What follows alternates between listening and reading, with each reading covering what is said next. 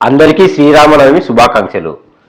సీతమ్మ తల్లి లాంటి సుగుణాలు గల భార్య వస్తాదనుకుంటే శూర్పణఖ లాంటి రాక్షసి పెళ్ళంగా వచ్చింది.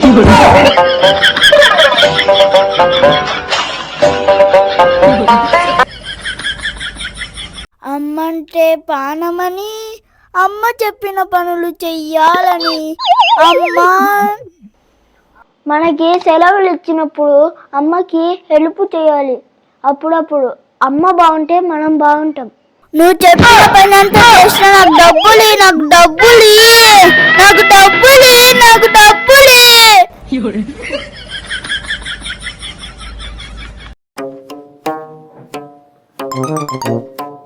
బా నా జుట్టు ఎందుకు రాలిపోతుందో తెలుసా? ఎందుకు రాలిపోతుంది? ఆలోచించడం వల్ల. ఎందుకు ఆలోచిస్తున్నావు? ఈ జుట్టు ఎందుకు రాలిపోతుందా అని ఆలోచిస్తున్నా. అమ్మ నాకు బేడ తినాలనిపిస్తుందమ్మా. దాపండు కూర్చొని బేట